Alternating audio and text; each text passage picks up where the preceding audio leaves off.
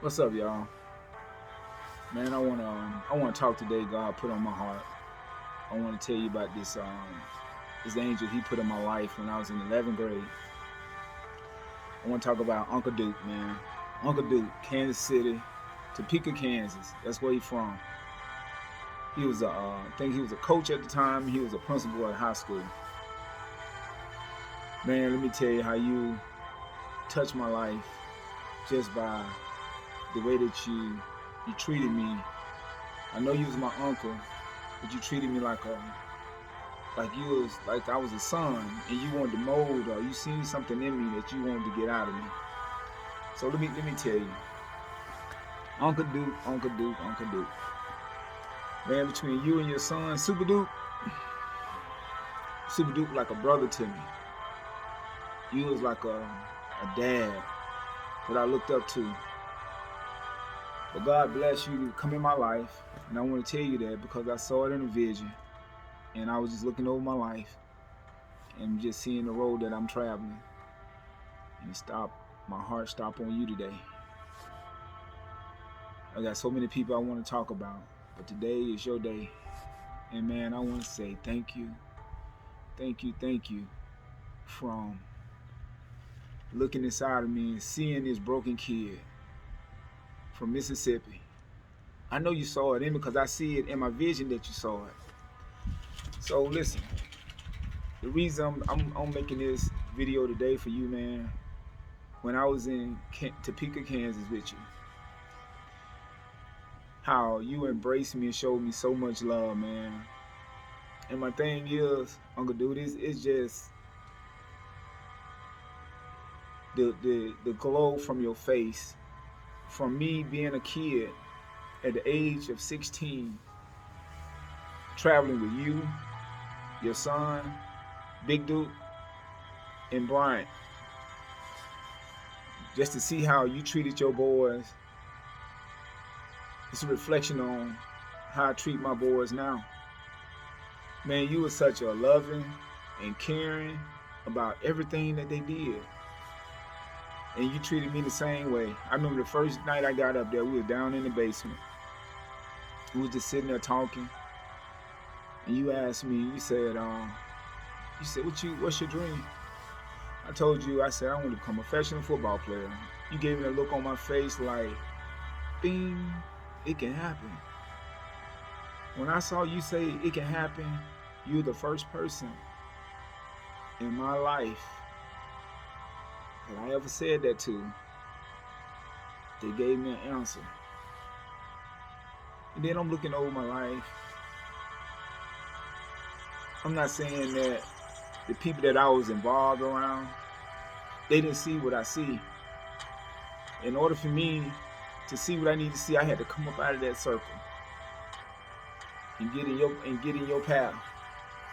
Or you come to my path to see what it really was. And when you told me that you can do that, and then I started looking at my life, and I could see how God surrounded Lil Duke around me. At the time, Lil Duke was going to Pittsburgh State, the number 2 corner in the nation. Man, when I came to Topeka, Kansas, and hung out with y'all for the whole summer, man, when I tell you I was raw, I was a broken kid, but I had raw talent.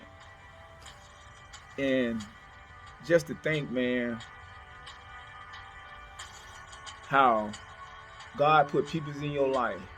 Cause Lil Duke, he had a discipline. He knew how to work out. I didn't know how to work out until I started working out with him. He knew how to eat right. I wasn't eating right until I started being around him. Start taking care of your body. I wasn't taking care of my body until I got around him. So Lil Duke, you play a big part in me going to the next level. Now Uncle Duke, you play a big part of me going to the next level too. Because no matter when I saw you or when you seen me, you made me feel like I'm up here, man.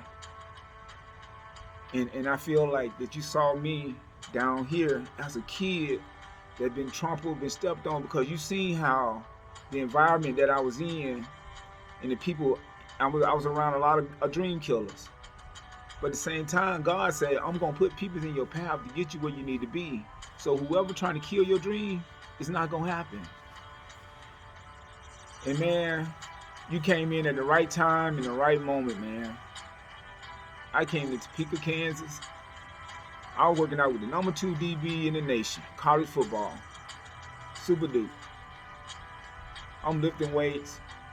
Man, he showed me how to build my legs up. He showed me how to build my upper body up. Just prepare for me to get to the next level.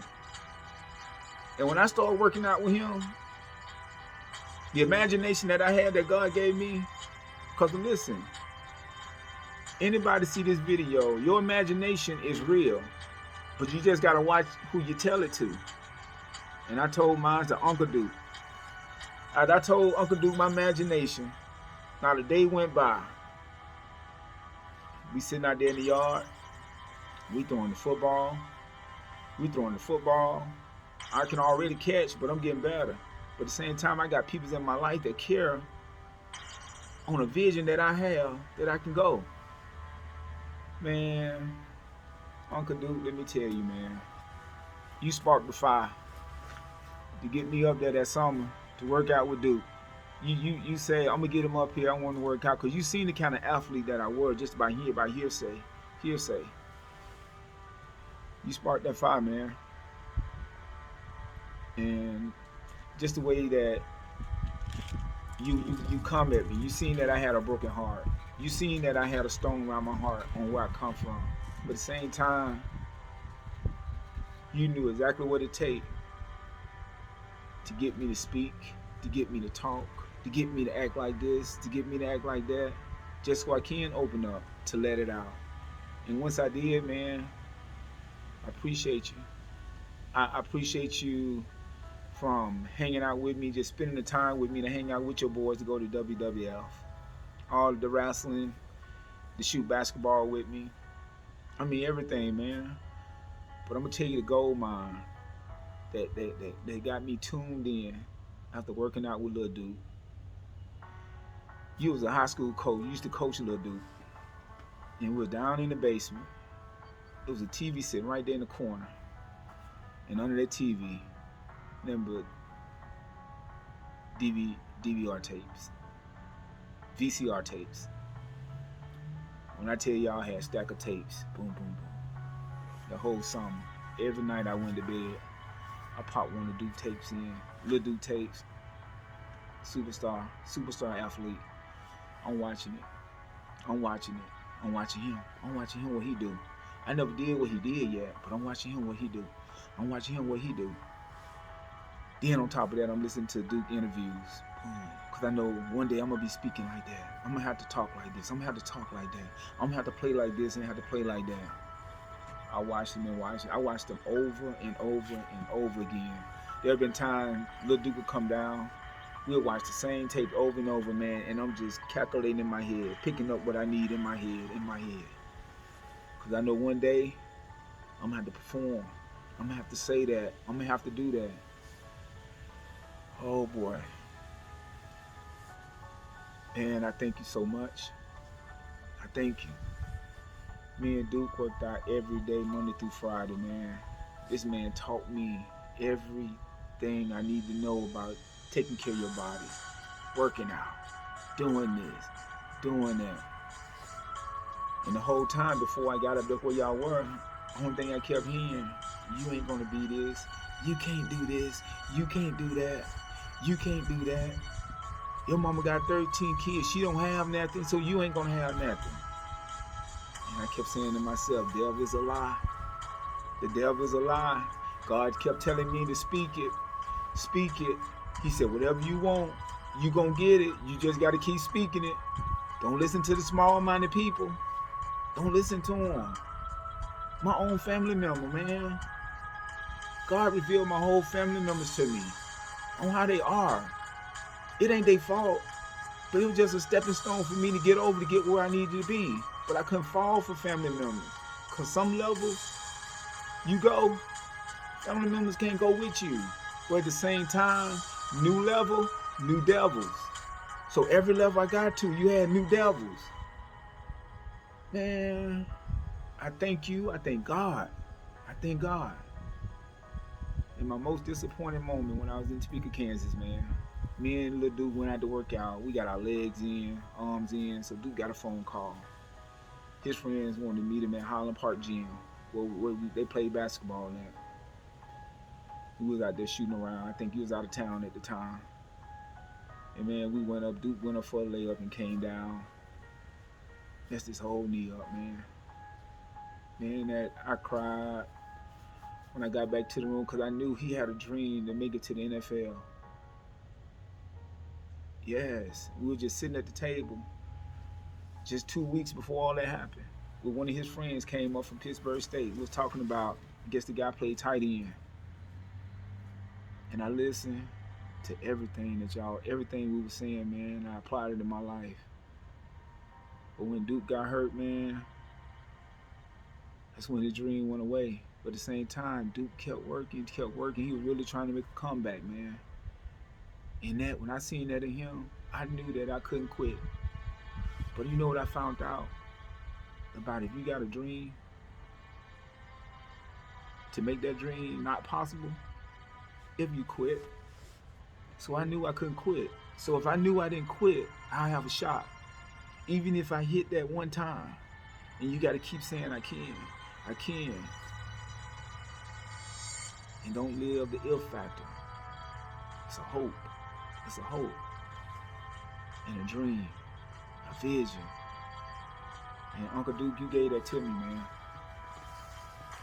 Uncle Duke, I remember one time, we was getting ready to come back home. I think I stayed a little bit over because school was getting ready to start. Me and you drove all the way from Kansas City to Mississippi. Me and you in the van. We sitting there, man, and I tell you, that was the best conversation that I ever had with an adult in my entire life. To talk to you, for you to dig down into what I'm thinking, to pull that up, to make me think a whole nother way. And you told me, whatever you can do it. You just gotta believe that. Man, you're gonna be good. You kept telling me that, man. So I'm sleeping last night, man. I think about this stuff all the time, man. Your name popped up. It said, Uncle Duke. Man, you saved me. Man, we drove from Topeka, Kansas to Mississippi, man. We had a talk and you asked me this one question. You said if you had to leave the United States and you had to take one person with you, who would you take? Man, that's a hard question. It was an easy question because I take my mama. And you used to pick my brain, man, and the more you pick my brain, the more my vision started opening up. But I'm going to tell you what happened my junior year. That's when everything started turning around, man. I came back to play football. I was faster, stronger. Thank you, Super Duke. And, man, people used to put me down. You can't do this. You can't do that. You're going to flunk out of school. You're going to get on drugs. And then God say, take it in. So the more I kept looking for them haters, looking for them family members to shoot me down, tell me I can't do that. Tell me I can't do this, or tell me I can't do that. Man, that was just energy. You was feeding me food. Because the more you say I couldn't do it, the more I'm going to show you that I'm going to do it. Man, I thank you on the career that I had, the life that I have, to be smart, to make my own decision. And the dream that I have, it ain't nobody's dream but mine. Everybody can't do what you do. Everybody can't say what I say. Everybody ain't gonna go with you. And I realized that. Man, I thank you so much. I thank you, man. And then I look back over my life, man. So now God gave me a vision. I see myself going to the next level. He said, keep speaking it. And the more I speak it, the higher I get. And the more people just kept jabbing at me. But God blessed me to take it. Because whatever God have for me, it is for me. And can't nobody stop it no matter what they say, no matter what they do. They can bring no harm to me because I'm already protected. I'm protected. I've been protected my whole life. And then I used to wonder, I say, man, I used to go and tell people about my dream. I said, man, you know, I'm going to do this, I'm going to do that. You had like one or two people that said it ain't gonna make it because they dream didn't make it, and we stuck in making. And now I look at making, man. There's so many kids down there that can come out. They said reach one, teach one, and I was reaching. I'm reaching, trying to pull the Omars out. I'm reaching, trying to pull the other kids out just to see big. Another time, I was with the Tampa Bay Buccaneers, man. And just say it's 13 of us, but I'm the ones that's under me, man. We were lab rats. Any experience that you wanted to do on us, man, that people did it. Brother, sister, man, anything that you want to do, man. And then they wonder why the ones under me have attitudes because they treated us so bad. And so me being the older one, I look down and I hate to see that. I hate to see them treat the timid, the Shamar, Shanice. I mean, treat those people the way they did. But man, we gotta, it's in your head. And once they get in your head, man, they say you kill the brain, the whole body is die. And they try to kill my brain. But you can't kill my brain because I'm not gonna die. I'm gonna multiply and I'm gonna continue to help people. I'm gonna continue to bless people. And I'm trying to pull people's out. One summer I was with the Tampa Bay Buccaneers, man. I'm looking at the six under me. I said, man, I'm gonna pull Ricardo out. I said, I want Ricardo to see the world. I don't care if he go to school and don't even graduate, but he gotta see the world. So I brought Ricardo down with me. So we working out, Tampa Bay Buccaneers. So you around Mike Allstott, Derrick Brooks. You around all these top athletes in the NFL. And one day we had a signing day. We had to go to Raymond James Stadium. And Ricardo was sitting on the seat with me. I said, Ricardo, I said, there go Warren Sapp. I said, there go Derrick Brooks. I said, you want the autograph? He was like, no, I don't want to go back there. I don't want to ask him. It's okay. I said, Ricardo, ask him, man, ask him. And then Warren Sapp heard me. He said, what's up, Span? I said, Ricardo wants your autograph. He said, tell him to come back here and get it. So Ricardo get up. He goes back down. He sit on the seat with Warren Sapp. He said, he want my autograph? Ricardo said, yes, sir. He said, what's your name? He said, Kobe Span. So Warren Sapp pulled out a picture with his picture on him, sacking Brent Favre. He signed the picture to Kobe Span from Warren Sapp. And my thing is, the littlest things that you can see that can help a kid life. And I call myself the cigarette lighter because I try to give you a spark. In anybody's life that I touch, I'm going to always be positive. I'm going to always tell you can do it. Ain't nothing that you can't do. But you got to believe in your head. It start right here, man. It start right here. Anything that you want to do, any imagination that you have in your head, it can happen. Because if you ever look at it, you got planes flying in the air. Somebody had imagination to invent that plane. Back in the days, we used to have wagons driving from here to here. Somebody said we need to invent a car. Somebody had imagination and did that. Because God give you a gift. And whatever your gift is, ask him. And if you don't have whatever you don't have that you think you should have, you didn't ask. Because if you ask God for whatever you want, he'll give it to you. And don't settle. Tell him what you want. It can be something that's out of crazy, but you got to believe it. And the only thing I do, man, I try to plant seeds in people's life. Everybody I touch, I try to plant a seed. Every kid in Macon, I try to plant a seed. Plant a seed. Plant a seed. And my brothers and sisters, I try to plant a seed. Man, you can do whatever you want to do. Don't let these people tell you what you can't do because they did not make you. They didn't make you. I leave this with you. The land of the blind, the one-eyed man is king. In the land of the blind, the one-eyed man is king. I'm that one-eyed man. You that one-eyed lady or that one-eyed man. So if you can see what's going on, why let it happen? Get up out of there. Tell them no.